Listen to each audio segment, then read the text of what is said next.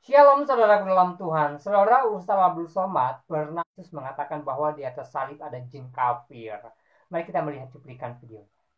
Jin kafir sedang masuk. Karena di salib itu ada jin kafir. Dari mana masuknya jin kafir? Karena ada patung. Kepalanya ke kiri apa ke kanan? Ada yang ingat kan? Nah, saudara dalam Tuhan, hal ini pun ditanggapi serius oleh Cak Islah Barawi. Dan saudara dalam Tuhan, berikut tanggapannya. Ketika dia melihat salib, hatinya tergetar untuk membenci dan sebagainya. Dan ini bisa juga terpantik oleh berbagai fatwa-fatwa agama yang menggairahkan kita supaya kita intoleran. Misalnya tentang fatwa di dalam setiap salib ada jin kafirnya. Nah, ini bisa memantik orang untuk intoleran. Contoh, ketika Ustadz Abdul Somad mengeluarkan pernyataan ini, yang terjadi adalah siswa-siswa SMP di Yogyakarta datang ke pemakaman orang Kristen dan menggergaji semua nisannya. Pertanyaan pertama tadi dari Irfan, faktor-faktor empiris yang menyebabkan radikalisme.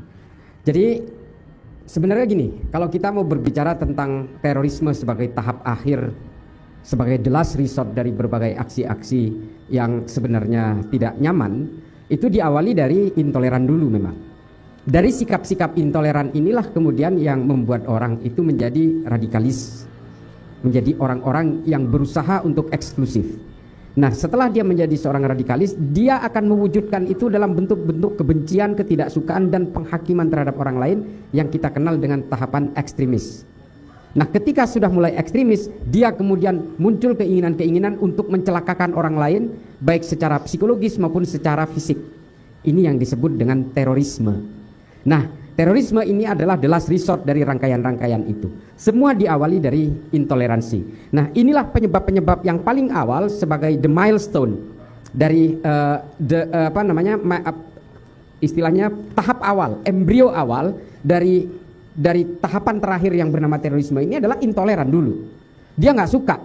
Dia tidak suka ketika dia melihat gereja, orang Kristen tidak suka ketika melihat masjid, ketika dia melihat salib, hatinya tergetar untuk membenci dan sebagainya.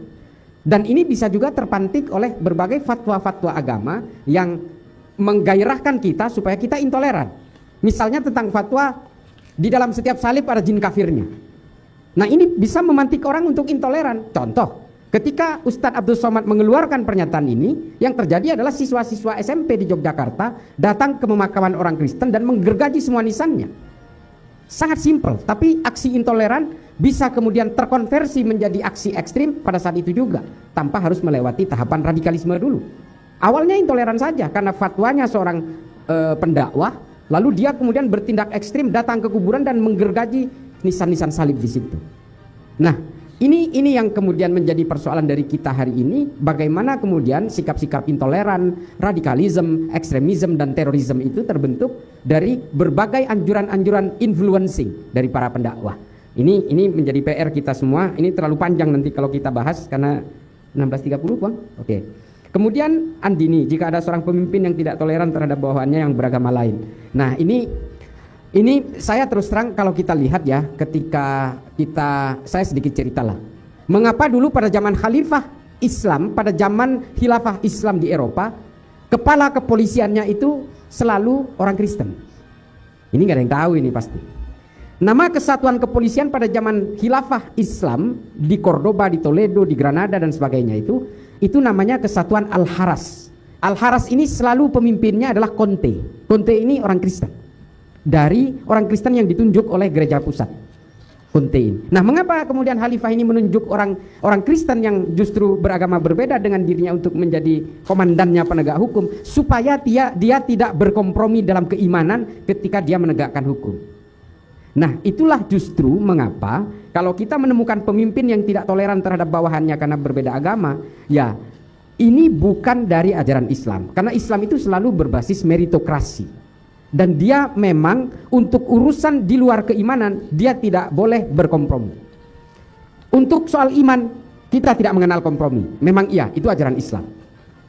Tidak boleh berkompromi dalam keimanan. Tapi dalam urusan intimasi sosial, dalam urusan profesi, dalam pekerjaan, kita harus berkompromi.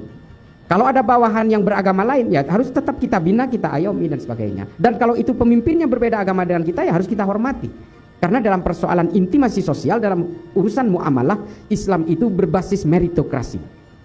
Makanya dulu zaman Bani Umayyah itu pernah ada gubernur di kalau tidak salah di daerah Syam itu dari orang Kristen.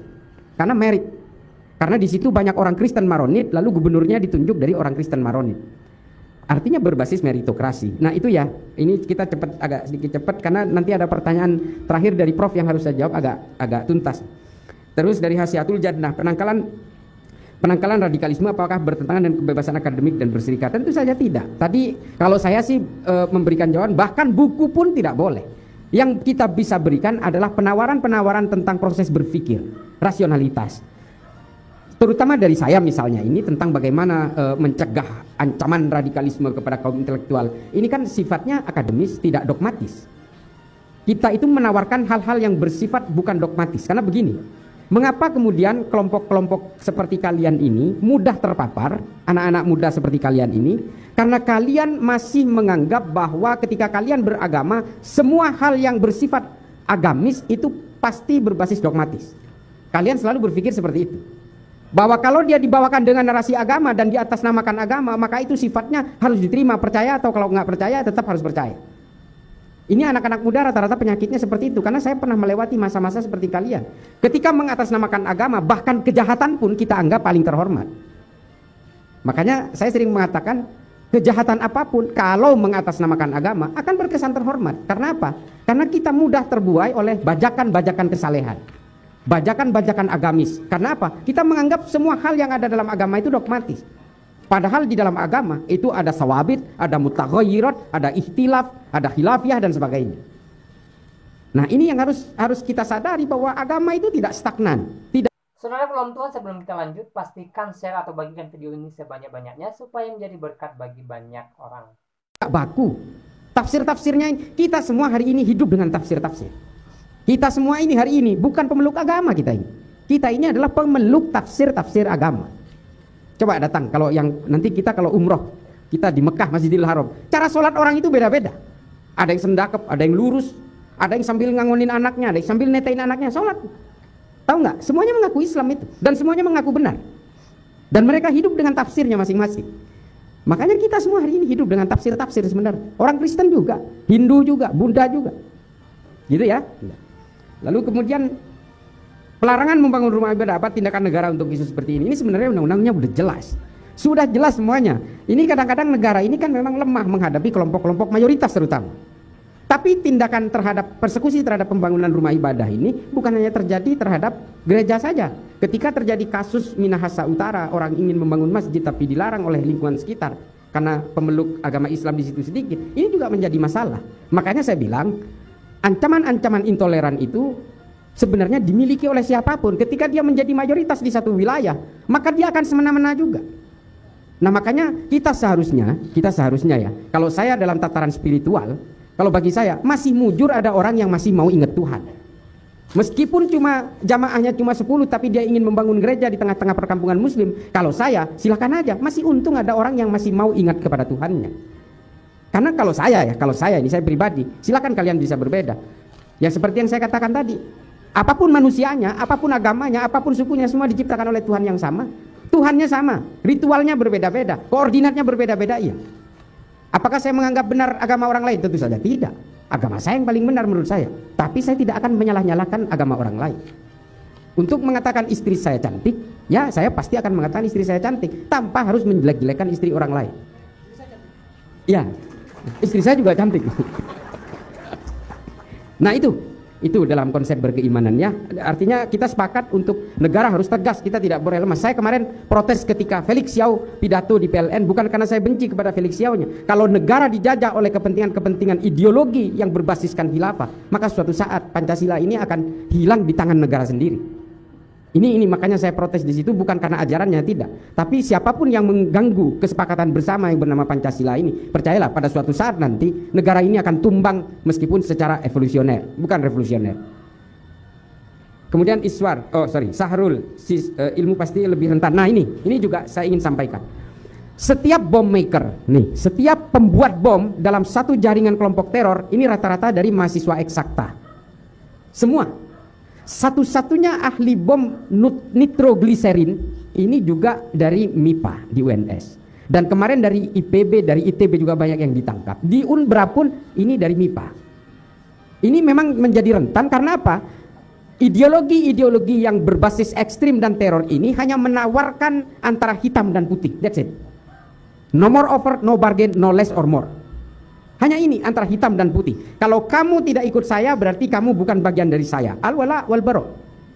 Nah, itulah mengapa pola akademis yang ada di dalam kelas-kelas kemudian terbawa ketika dia diberikan berbagai pemahaman-pemahaman ideologis yang berbasis agama.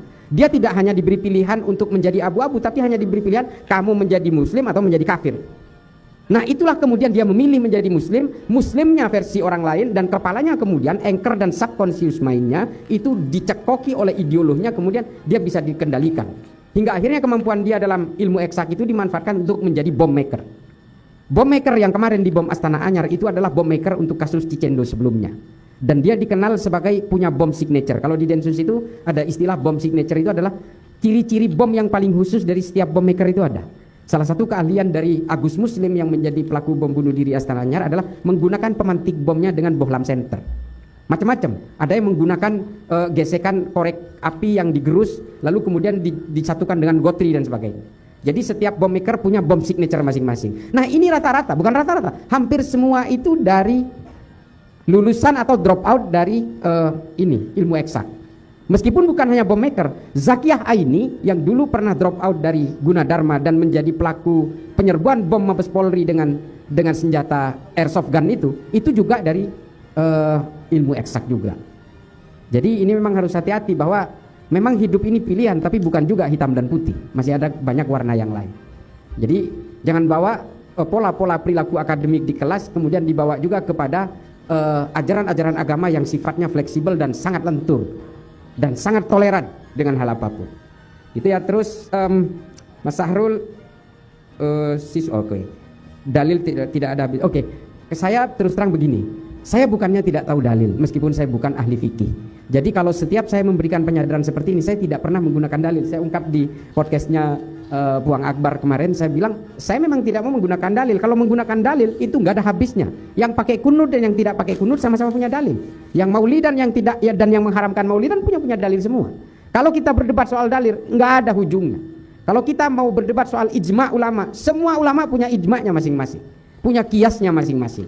Jadi saya selalu menggunakan pola pendekatan rasionalitas berpikir, dan kita harus menggunakan nalar objektif. Itu. Kemudian yang terakhir, nah ini Puang, yang paling terakhir dari Prof. Prof, begini Prof. Pola dari kelompok teror, ya, radikal itu secara ontologi yang berbeda. Secara ontologis semuanya sama. Yang berbeda adalah definisi dalam epistemologisnya. Kalau secara ontologis semua sepakat bahwa ini negatif. Cuma epistemologisnya. Scott Atran misalnya mengatakan radikalisme itu adalah ketika orang memaksakan nilai-nilai sakral yang diyakininya untuk dipaksakan kepada orang lain. Ini Scott Atran. Tapi kalau Syekh Usamah Said Al-Azhari mengatakan ketika orang berusaha mempengaruhi orang lain untuk memantik revolusi terhadap negaranya sendiri. Ini Syekh Usamah Said Al-Azhari. Jadi epistemologisnya yang berbeda, tapi ontologi. Saudara, jangan lupa tekan tombol like, tekan tombol subscribe, dan juga share video ini supaya menjadi berkat bagi banyak orang, ya, supaya setiap orang yang menontonnya terberkati. Semua sepakat bahwa ini adalah sifat yang bersifat antagonis. Nah, kemudian yang terakhir, ini pola dari kelompok teror ini rata-rata adalah menunggangi agama dengan pemeluk agama terbesar di wilayah itu. Makanya kemudian kelompok teror di Indonesia ini rata-rata menunggangi Islam. Semua, JI, JAD, JAK, JAT, JAS, MMI, MIT, MIB, NII, Khilafatul Muslimin, ini semua menunggangi Islam. Karena pemeluk mayoritas di negara ini adalah Islam. Teroris di India itu beragama Hindu, menunggangi Hindu. Lewat Hindutva, Bharatiya Janata garis keras, Shiv Sena dan sebagainya. Kelompok-kelompok Buddha di Myanmar sebagai mayoritas menunggangi Buddha. Lewat kelompok-kelompok Alibata, kelompok-kelompok Asin Wiratu dan sebagainya, mempersekusi orang Rohingya yang minoritas Islam di sana. Dan korban di India terorisnya adalah orang-orang Hindu yang mempersekusi orang Kristen dan orang Islam. Kalaupun ada teroris yang beragama Islam dan menunggangi Islam di India, itu karena separatisme. Kelompok-kelompok Islam radikal di Jammu dan Kashmir misalnya, dia separatis. Nah, mengapa kemudian kelompok teroris di Amerika itu juga beragama Kristen?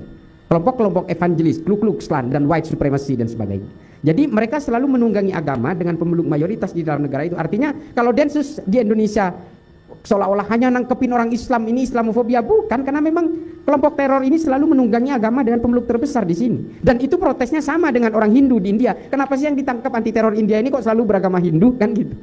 Jadi di negara masing-masing itu sangat kompleks dengan persoalan yang sama. Saya kira begitu, Prof. Nah, ini harus saya jawab juga ya kepada adik-adik, karena pertanyaan ini common sekali, sering ditanyakan, Bang, kenapa sih kok Densus atau polisi ini hanya nguber-nguber orang Islam, kok nggak nguber yang lain? Ya karena orang lain minoritas. Kelompok manapun, Islam, Kristen, Syiah, Ahmadiyah, ini karena minoritas. Kalau mereka besar, sama, mereka punya potensi radikal juga. Makanya terorisme has no religion. Terorisme tidak. Baik, saudara Tuhan, itu videonya. Dan yang terpenting adalah kita saling menjaga nilai toleransi, kita saling menghargai. Saya rasa apa yang disampaikan oleh Islah Barawi di video tadi sangat jelas, saya tidak mengulasnya kembali. Dan semoga pesan beliau memberkati kita, terutama mereka yang selama ini bersikap intoleran, ya, selalu sibuk mengurusi agama orang lain, sibuk mengurusi keyakinan orang lain dan segala macamnya, ya, supaya melalui apa yang disampaikan oleh Cak Islah Barawi tadi, ya, menyadarkan mereka bahwa penting sekali yang namanya toleransi, karena dengan toleransi kita bisa saling berbagi kasih, kita bisa saling menghargai satu dengan yang lainnya. Nah, saudara dalam Tuhan, selebihnya ya seperti apa tanggapan saudara, silahkan muat di kolom komentar, berikan komentar yang baik, yang positif, terutama komentar yang memuliakan nama Tuhan. Tuhan Yesus memberkati kita semua. Shalom.